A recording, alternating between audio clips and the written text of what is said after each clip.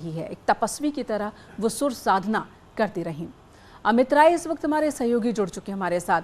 अमित, इस वक्त हम देख पा रहे हैं शिवाजी पार्क में कई बड़े नाम मौजूद हैं, फिल्मी जगत के लोग यहाँ पर मौजूद हैं, राजनीति के लोग जो बड़े नाम हैं वो सभी मौजूद हैं।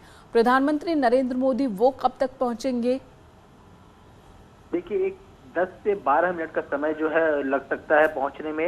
इंटरनेशनल एयरपोर्ट से जो है उनका काफिला कुछ देर पहले ही रवाना हुआ है और यहाँ पर भी सारी प्रक्रिया जो है लगभग पूरी हो चुकी है।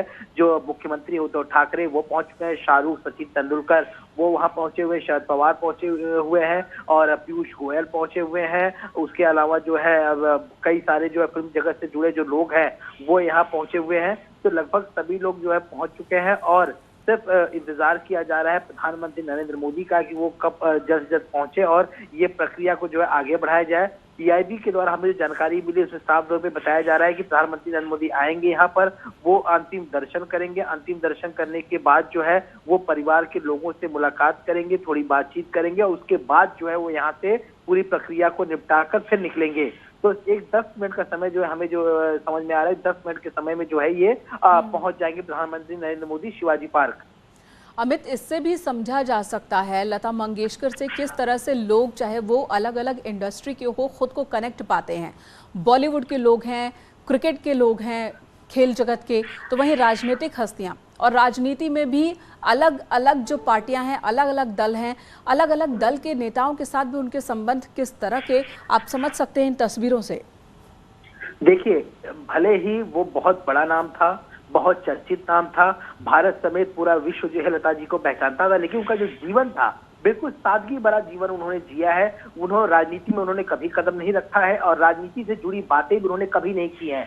सारी पार्टियों के नेताओं से उनके मधुर संबंध है, सब लोग उनकी इज्जत जो है करते हैं और इसी से हम देख सकते हैं कि 2 से 3 दिनों जब से खबर आई कि उनकी हालत बहुत ज्यादा नाजुक है, सभी लोगों का अस्पताल जाना, घर जाना और आज यहाँ अंतिम प्रक्रिया में शामिल होना इस बात का ये बता रहा है किस तरह के संबंध थे। राज ठाकरे यहाँ मौजूद है हमारे से, शिवसेना से शिवसेना पक्ष प्रमुख और उद्धव ठाकरे जो मुख्यमंत्री है वो मौजूद है, शरद पवार जो एनसीपी के सुप्रीमो है वो मौजूद है, बीजेपी से मैं आपको बताऊं कि इस समय पीयूष गोयल आ चुके हैं यहाँ पर और जो गोवा के सीएम है प्रमोद सावंत और पूर्व मुख्यमंत्री देवेंद्र फडणवीस और पीएम नरेंद्र मोदी जो है कुछ ही देर में पहुंचने वाले हैं यहाँ पर। और इसके अलावा जो है जावेद अख्तर की बात की जाए और या शाहरुख खान की बात की जाए, क्रिकेट जगत सचिन तेंदुलकर की बात की जाए, उनकी पत्नी अंजलि जो है वो यहाँ पहुंची हुई है और कुछ और मिनिस्टर्स जो है वो यहाँ पहुंचे हुए हैं। तो आप अंदाजा लगा सकते हैं कि हर किसी के दिल में लता दीदी के लिए कितना प्यार था, कितना स्नेह था कि लोग जो है यहाँ पे पहुंचे हुए हैं। और जब से परसों रात से जैसे ही खबर मिली कि इनकी स्थिति बहुत ज्यादा जो है वो दयनीय हो रही है, विकट हो रही है, उसको लोग उनको देखने के लिए अस्पताल लगातार जा रहे थे, लगातार फोन के द्वारा जो है सूचना ली जा रही थी, डॉक्टरों से लगातार संपर्क में थे सभी लोग कि आखिर क्या स्थिति बनी हुई है। तो इससे अंदाजा लगा सकते हैं कि किस तरह का प्रेम था। और मैं आपको बताऊं, ऐसा न कोई हुआ है न आगे कोई ऐसा होगा। ये एक सच्चाई है जिसको कोई भी जो है झुठा नहीं सकता है कि लता दीदी जिस तरह से उन्होंने 30,000 से ज्यादा गाने गाए अलग अलग भाषाओं में और उनकी आवाज जो थी, ये आवाज अब हम आगे कभी सुनने को नहीं मिलेगी। लेकिन जो ये गाने हैं और जो मैं आपको एक चीज बताऊं, जब रास्ते में ये लोग निकल रहे थे, इनका काफिला जब निकल रहा था, जितने भी इनके फैंस थे हर फैंस की जुबान पर इनके गाने गुनगुना रहे थे। कोई गाड़ियों पे खड़े होकर गा रहा था, कोई जो है बाइक पे खड़ा होता, कोई अपनी बिल्डिंग की छत पे, अपनी बिल्डिंग की टेरिस पे या अपने फ्लैट की खिड़की से जो है इन्हें देख रहा था, गुनगुना रहा था। और हर कोई इस आखिरी लम्हे को अपने मोबाइल कैमरे में कैद करना चाहता था कि भविष्य में अगर उन्हें इन चीजों के दर्शन करने रहे तो वो अपने मोबाइल कैमरे में जो शूट किए हुए वीडियो को देख सके। और कहा यही जाता है कि लता मंगेशकर वो सिर्फ गाने नहीं गाया करती थी, बल्कि वो लोगों के भावों को अपनी आवाज दिया करती थी। गानों को, बोल को आवाज नहीं बल्कि भावों को गुनगुनाया करती थी और यही वजह है कि लोगों के दिलों में सीधे उनकी आवाज उतरती थी।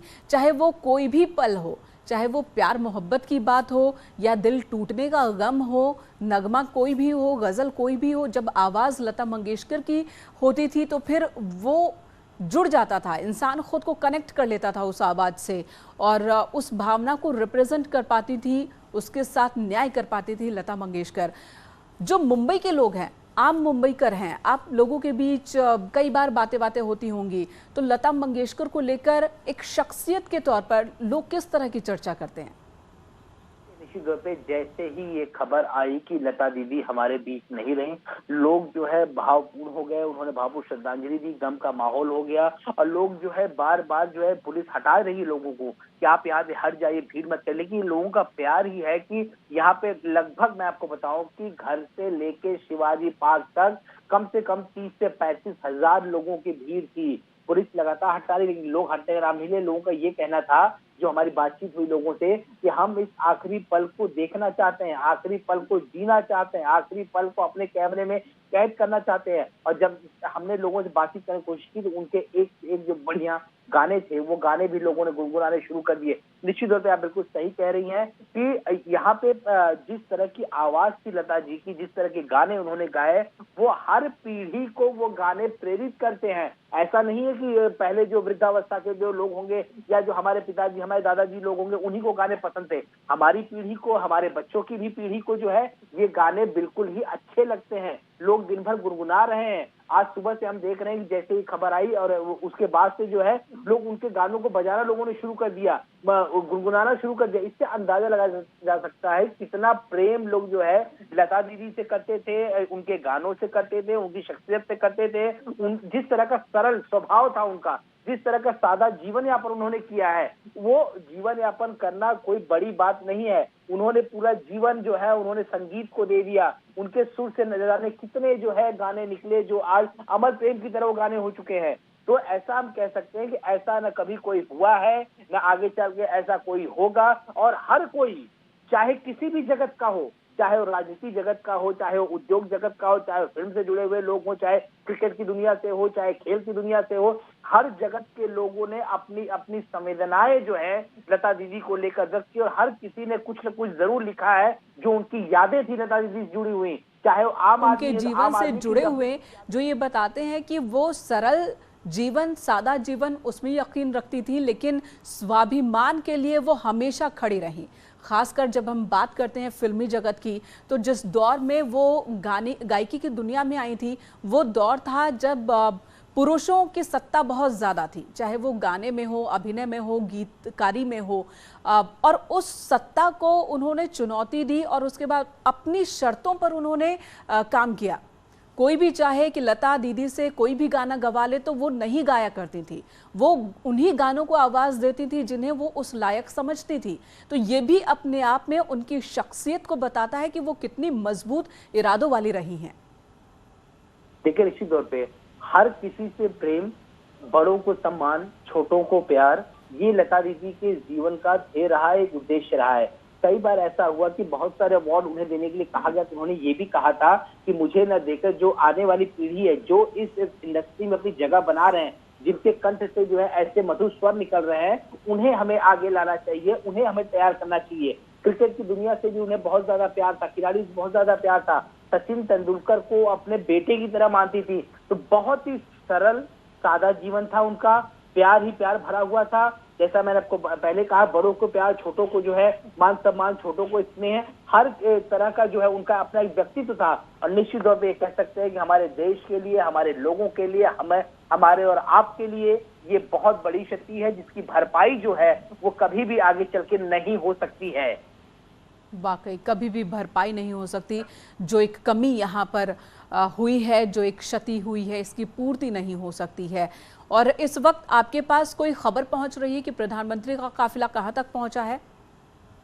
देखिए, कुछ ही पल, मैं आपको बताऊं, कुछ ही पल में प्रधानमंत्री नरेंद्र मोदी जो है वो पहुंचने वाले हैं यहाँ पर शिवाजी पार्क। और अभी तस्वीरें भी सामने कुछ आ गई हैं सामने कि वो एयरपोर्ट पे पहुंचे थे। तो एयरपोर्ट पे उन्हें लेने के लिए जो है राज्यपाल भगत सिंह कोश्यारी, पूर्व मुख्यमंत्री देवेंद्र फडणवीस और आदित्य ठाकरे, ये तीनों लोग उन्हें लेने जो है एयरपोर्ट पहुंचे थे। और बस कुछ ही देर में मैं आपको बताऊं कि ये पहुंचने वाला है काफिला। और बस उन्हीं का इंतजार भी है कि जिस तरह से जो है सारी जो प्रक्रिया है वो लगभग पूरी हो चुकी है। प्रधानमंत्री का इंतजार है कि वो आके अंतिम दर्शन करें वहां पे जो वो फूल अर्पण करेंगे। उसके बाद से वो जो उनके परिवार के सदस्य हैं उनसे मुलाकात करेंगे, उनसे बातचीत करेंगे और ये अंतिम संस्कार की जो विधि है उसको पूर्ण की जाएगी। हालांकि पहले से आप देख सकते हैं 6:30 का समय दिया गया था और सब कुछ अभी तक जो है समय के अनुसार ही हो रहा है। 12:30 पौने 1 के करीब कहा गया था कि उनका पार्थिव शरीर अस्पताल जाएगा, उसी समय वो निकला। फिर 4 बजे करीब ये कहा गया था कि उनका शरीर घर से जो है शिवाजी पार्क की तरफ निकलेगा। फिर 4 सवा 4 बजे उनका शरीर निकला भी वहां से। ये बताया जा रहा था कि लगभग 5:30 तक, पौने 6 तक वो पहुंच जाएंगे। पौने 6 तक उनका शरीर पहुंच भी गया और जो पहले से तय निर्धारित समय 6:30 बजे का। बिल्कुल अमित, बने रहे हमारे साथ। इस वक्त टीवी स्क्रीन पर तस्वीरें हैं उस वक्त की जब प्रधानमंत्री नरेंद्र मोदी पहुंचे मुंबई और वहां पर उनके स्वागत के लिए राज्यपाल भगत सिंह कोश्यारी को आप देख पा रहे हैं और उनके साथ ही मौजूद हैं आदित्य ठाकरे मौजूद हैं और पूर्व मुख्यमंत्री महाराष्ट्र के देवेंद्र फडणवीस मौजूद हैं। ये पहुंचे प्रधानमंत्री को वेलकम करने के लिए और अब प्रधानमंत्री का काफिला एयरपोर्ट से निकल चुका है शिवाजी पार्क के लिए और अगले 5 से 10 मिनट में प्रधानमंत्री शिवाजी पार्क पहुंच जाएंगे और यहां पर अंतिम दर्शन और श्रद्धांजलि अर्पित करेंगे लता दीदी को। प्रधानमंत्री नरेंद्र मोदी लता मंगेशकर को दीदी ही कहा करते थे। लता मंगेशकर उन्हें अपना भाई मानती थी और कई बार उन्होंने जिक्र किया है प्रधानमंत्री नरेंद्र मोदी के साथ अपने संबंधों को लेकर।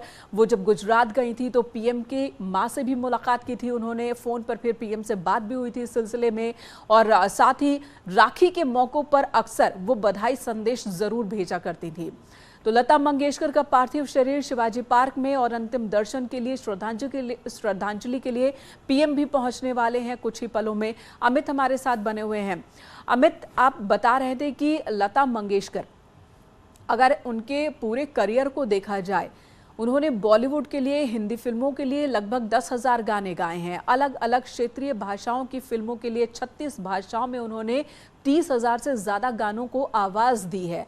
उनकी आवाज़ में वो बात कि उनके गले पर रिसर्च की बात आई, तब उन्होंने अपना गला कहा कि दान दे देते हैं रिसर्च के लिए, क्योंकि न सिर्फ भारत में बल्कि पूरे विश्व में उन जैसी आवाज़ और जो क्वालिटी उनके गाने की, आवाज़ की, वो कहीं नहीं है। पूरा विश्व इस बात को मानता है।